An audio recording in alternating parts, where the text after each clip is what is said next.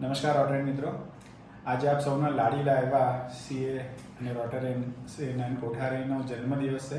તો સૌથી પહેલાં તો નયનભાઈને જન્મદિવસની ખૂબ ખૂબ શુભકામનાઓ. Happy birthday. હું અને નયન ઘણા જૂના મિત્રો છે. કદાચ 2008-2009માં અમે પહેલી વખત મળ્યા હતા અને ત્યારથી આજ સુધી અમારી મિત્રતા દિવસે ને દિવસે એકદમ ગાઢી થતી ગઈ છે. અમે બંને સાથે ઘણા બધા પ્રવાસો કર્યા છે, ટ્રીપ કર્યા છે અને સાથે કામ પણ કરેલા છે. નયનભાઈ, જે આપ સૌને ખ્યાલ જ છે કે સીએ છે અને એમનો ખૂબ જ અંગત વિષય કે જેમાં એમનો અંગત રસ છે એ છે ઓડિટિંગ, જે અમારા સીએનો એક બેઝ કહેવાય, આધાર કહેવાય. એવો ઓડિટિંગ અને ઓડિટિંગ સ્ટાન્ડર્ડ એમનો ખૂબ જ મનગમતો વિષય છે સીએમાં. એની સાથે સાથે એ એક ખૂબ જ અગત્યનું અને ખૂબ જ ઝીણવટભર્યું કામ, જેને આપણે ફોરેન્સિક અકાઉન્ટિંગ તરીકે ઓળખીએ છીએ, એમાં પણ એ ખૂબ જ પારંગત છે ને એના પણ એ અવારનવાર કેસીસ કરતા રહેતા હોય છે. પ્રોફેશનલ સિવાય એમના, જો હું રસની વાત કરું તો પ્રોફેશન સિવાય એમને ગુજરાતી સાહિત્યમાં અને સંગીતમાં પણ ઘણો જ રસ છે અને જ્યાં સુધી મને ખ્યાલ છે એમને સંગીતમાં એક ડિપ્લોમા કાં તો સર્ટિફિકેટ કોર્સ પણ કરેલો છે. તો હવે આગળ હું નયનભાઈને પૂછવા માંગીશ કે સૌથી પહેલાં તો નયનભાઈ, તમારા વિશે અમને જે અમને નથી ખબર એવી કોઈ માહિતી આપશો ને અમને જાણવું છો. થેન્ક યુ અર્પણ અને પ્રેસિડેન્ટ ભાવિન. તો અર્પણ ઘણું બધું ના જાણવા જેવું મારા વિશે જાણે જ છે. મેં કહ્યું કે આમ ઘણા બધા પ્રવાસો કર્યા છે, દેટ એલાબોરેટ્સ અ લોટ. પણ હા, જેમ અર્પણે વાત કરી એમ 2-3 વસ્તુ પ્રોફેશનલી તો પ્રેક્ટિસ કરું જ છું 2006થી વડોદરામાં. Teaching is something which is very close to my heart. અત્યારે પણ વડોદરામાં MBAના સ્ટુડન્ટ્સને ભણાવું છું. 2 MBA કોલેજના બોર્ડ ઓફ સ્ટડીઝમાં છું, where I to decide their syllabus. અને ઓલ ઇન્ડિયા કદાચ સીએની જેટલી બ્રાન્ચીસ છે ત્યાં દરેક જગ્યાએ north to south, east to west સુધી મેં લેક્ચર ચાર્ટર્ડ અકાઉન્ટન્ટ્સ માટે કદાચ લીધા છે. એટલું મને એક અચીવમેન્ટ કહી શકાય. અને એ સિવાય જેમ અર્પણે વાત કરી, auditing is subject where in our firm we do a lot of work. જો મારી ફર્મની વાત કરું તો વી આર 7 પાર્ટનર્સ અને we have our offices at Vadodara, Dahod, Indore, Ahmedabad, Mumbai અને ન્યૂ જર્સી. આટલી જગ્યાએ અમે 7 પાર્ટનરો અલગ અલગ જગ્યાએ લોકેટેડ છે અને as a firm we are working. Apart from that, literature is something which I love to read every day. નિયમ બનાવ્યો છે કે રોજ મિનિમમ 30 પાના વાંચવાના અને પ્રેફરેબલી આઈ રીડ ઇન ગુજરાતી. ઓફિસનું બધું કામ ઇંગ્લિશમાં થાય તો વાંચન બધું જ માતૃભાષામાં થાય એવો આગ્રહ રાખ્યો છે. અને ગુજરાતી વિષય પણ જ્યારે કમ્પલસરી આવે બાળકોને ભણવામાં, એ પહેલાં એમને ગુજરાતી વાંચતા લાગતા અમે કરી દીધા હતા, ઓલ્ધો દે સ્ટડી ઇન ઇંગ્લિશ મીડિયમ. અને બીજું એક વાત કહું તો દર ગુરુવારે સંદેશની બધી જ એડિશનમાં, એટલે આખા ગુજરાતમાં પ્રકાશિત થાય છે, મેનેજમેન્ટની વાતો કરીને કોલમ આવે છે. એમાં બહુ સરળ ભાષામાં મેનેજમેન્ટના અલગ અલગ ફંડામેન્ટલ વિશે હું દર અઠવાડિયે લખું છું. તો એક વાંચેલું કોઈક જગ્યાએ બહાર પણ આપવાનો એક મોકો મળતો રહે છે. ખૂબ જ સરસ નયનભાઈ. એટલે કહેવાય છે કે જે ટીચર છે એ જે છોકરાઓ છે એમનું ભવિષ્ય ઘડે છે. તો નયનભાઈ પણ ઘણા બધા છોકરાઓનું ભવિષ્યનું ઘડતર કરી રહ્યા છે, જાણીને ખૂબ જ આનંદ થયો. આપ સૌને બધા નયનભાઈને ઓળખીએ છીએ. તો નયનભાઈની સિરિયસ સાઈડ તો છે જ, પણ એ સાથે સાથે નયનભાઈનો એક મજાકિયા સ્વભાવ અને દરેક વસ્તુને ગમત કરવાની પણ એક આદત છે. અને એના કારણે ક્યાંય પણ જાય એ માહોલને ખૂબ જ હળવો અને શું કહેવાય કે ગમ્ય બનાવી દે છે. નયનભાઈ, હું તમને બીજી એક વસ્તુ પૂછવા માંગીશ કે તમારા લાઇક્સ અને ડિસલાઇક, જો કે આ જે આપણે વાત થઈ એમાં તમારા ઘણા લાઇક્સ અને ડિસલાઇક તો આવી જ ગયા છે, પણ એના સિવાય કોઈ જો તમારા લાઇક્સ અને ડિસલાઇક હોય તો તમે જણાવી શકો તો.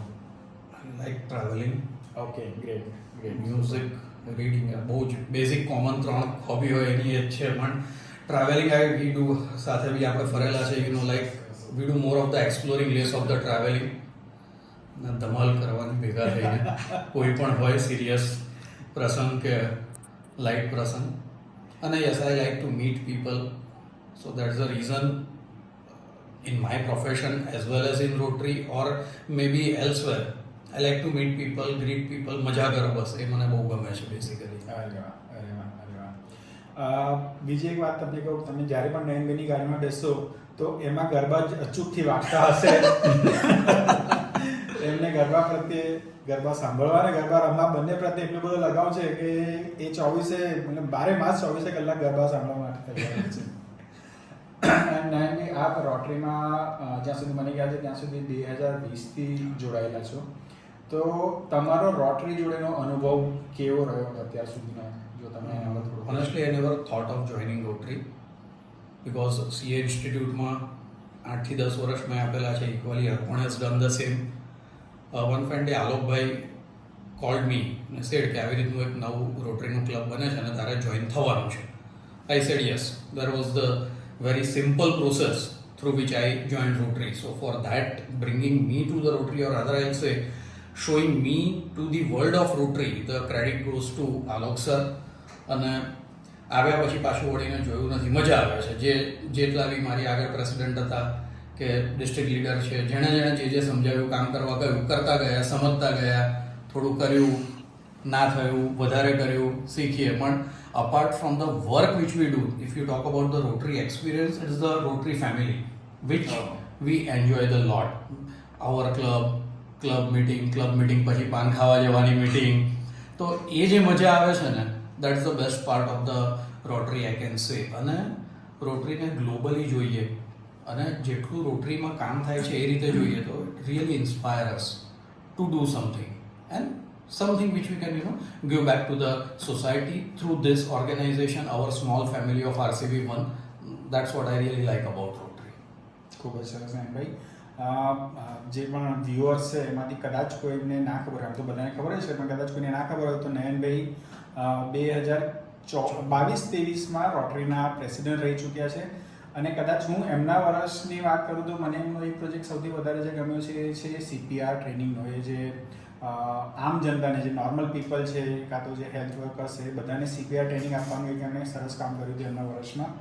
અને બીજું એક કહું તો જે આપણો નેશનલ બર્ડ છે પીકોક, એને કમાટી બાગ ઝૂમાં એડોપ્ટ કરવાનું એમના વર્ષમાં એક કામ થયું હતું. એ મને ઘણું ગમ્યું હતું. બીજો એક સવાલ નયનભાઈ હું સ્કીપ કરી ગયો, મારે કદાચ પહેલાં પૂછવું હતું તો હું પછી પૂછું છું. પણ તમારા જીવનની અત્યાર સુધીની કોઈ એવી મોમેન્ટ જેમાં તમને સૌથી વધારે આનંદ આવ્યો હોય, કંઈ ગમી હોય? આઈ થિંક પ્રેસિડેન્ટ સાહેબનો એક ગમતો પ્રશ્ન છે જે દરેક વ્યક્તિને પૂછવામાં આવે છે, તો એ હું તમને પૂછવા માંગીશ. Life is beautiful. Each moment is a happy moment. That's what I do believe. But if I have to give specific answer, તો જે CA ફાઉન્ડેશનનું રિઝલ્ટ આવ્યું હતું ને, દેટ વોઝ ધી મુમેન્ટ. કારણ કે એ વખતે ઓનલાઈન રિઝલ્ટ બી નહોતા આવતા. એક જણ લિસ્ટ લઈને ઊભો હતો, બોલતા હતા, અને 2-3 નંબર પછી, 4-5 નંબર પછી એક જણ પાસ થતો હતો. એટલે મારી આગળનો નંબર બોલી એટલે મને થયું કે નહીં થાય, ને અચાનક થયું. એ જે મેન્યુઅલી રિઝલ્ટ જોવાની ખુશી થઈ હતી ને, CA થયા ત્યારે ઓનલાઈન રિઝલ્ટ જોયું ત્યારે બી એટલું આમ શું કહેવાય, ધડકારા કે ટેન્શન નહોતું થયું. દરેક CAની લાઈફનો આ એક અગત્યનો મુમેન્ટ હોય છે. ઓકે, એ સાથે આપણે એક છેલ્લા પ્રશ્ન તરફ આગળ વધીશું.